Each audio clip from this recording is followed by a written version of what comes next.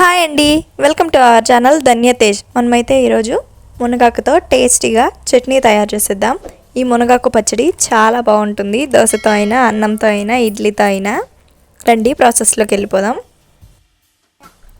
మునగాకు, ఎండుమిర్చిని తొటిమలు తీసుకొని పక్కన ఉంచుకోవాలి. 1 టీ స్పూన్ జీలకర్ర, రుచికి తగ్గట్టు ఉప్పు, 1/2 టేబుల్ స్పూన్ పసుపు, ఒక పెద్ద ఉల్లిపాయ తరుగు, ఒక మీడియం సైజ్ వెల్లుల్లిపాయను పొట్టు తీసుకొని పక్కన ఉంచుకోవాలి.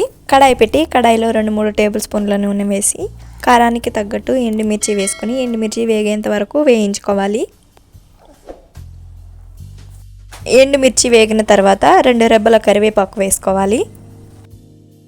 2 టేబుల్ స్పూన్ల పచ్చిశనగపప్పు, 2 టేబుల్ స్పూన్ల ఉద్దిపప్పును వేసుకోవాలి.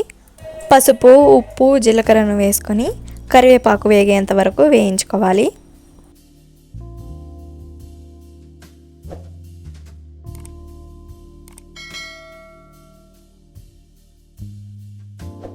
కరివేపాకు బాగా వేగిన తర్వాత ఒక నిమ్మకాయ సైజ్ అంతా చింతపండును వేసుకోవాలి. మనం పొట్టు తీసి పక్కన ఉంచుకున్న వెల్లుల్లి రెబ్బలను వేసుకొని వేయించుకోవాలి. మనం వేపుకున్న వాటిని ఒక ప్లేట్లోకి తీసుకుని పక్క నుంచి పూర్తిగా చల్లార్చుకోవాలి.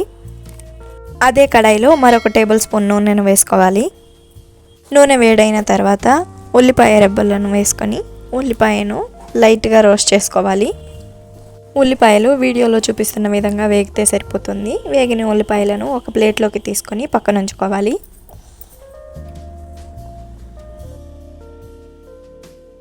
అదే కడాయిలో 1 టేబుల్ స్పూన్ నూనె వేసుకొని నూనెను వేడి చేసుకోవాలి. నూనె బాగా వేడైన తర్వాత మునగాకును వేసుకొని వేయించుకోవాలి. ఫ్లేమ్ సిమ్లో ఉంచుకొని మధ్య మధ్యలో కలుపుతూ మునగాకు పూర్తిగా ఉడికేంత వరకు వేయించుకోవాలి.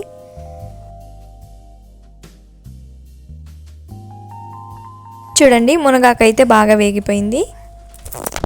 ఒక పెద్ద సైజు టమాటాను ముక్కలుగా కట్ చేసుకొని వేసుకోవాలి. టమాటా ఆప్షనల్ అండి, నేను వేస్తున్నాను. మీరు కావాలంటే వేసుకోవచ్చు, లేదంటే స్కిప్ చేసేయచ్చు.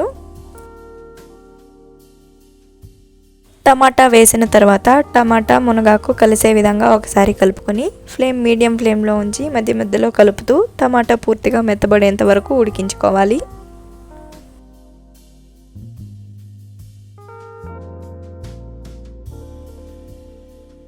చూడండి, టమాటా అయితే బాగా వేగిపోయింది. వేగిన టమాటా మునగాకు మిశ్రమాన్ని పక్క నుంచి పూర్తిగా చల్లార్చుకోవాలి. అది చల్లారేలోపు మనం ముందుగా వేయించుకున్న మిర్చి పప్పులను గ్రైండ్ చేసుకోవాలి. ఈ విధంగా బరకగా గ్రైండ్ చేసుకొని పూర్తిగా చల్లారిన టమాటా మునగాకు మిశ్రమాన్ని వేసుకొని బరకగా గ్రైండ్ చేసుకోవాలి. నేనైతే వీడియోలో చూపిస్తున్న విధంగా గ్రైండ్ చేశాను. మీరు కావాలంటే స్మూత్గా అయినా గ్రైండ్ చేసుకోవచ్చు, లేదు మరి కాస్త బరకగా అయినా గ్రైండ్ చేసుకోవచ్చు. వేయించిన ఉల్లిపాయలను మనం గ్రైండ్ చేసిన మునగాకు పచ్చడిలో వేసుకొని ఒక పల్స్ వేసుకుంటే సరిపోతుంది. మిగిలిన పచ్చడిలో పచ్చి ఉల్లిపాయ వేస్తాం కదా, ఈ పచ్చడిలో వేయించిన ఉల్లిపాయ వేస్తే మరింత టేస్టీగా ఉంటుంది.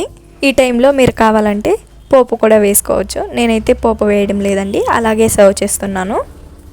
మీరు కూడా ఈ రెసిపీ ట్రై చేసి ఈ రెసిపీ మీకు ఎలా వచ్చిందో కామెంట్ చేసేయండి. మీకు ఈ వీడియో నచ్చినట్లయితే ఒక లైక్ చేసి సబ్స్క్రైబ్ చేసేయండి.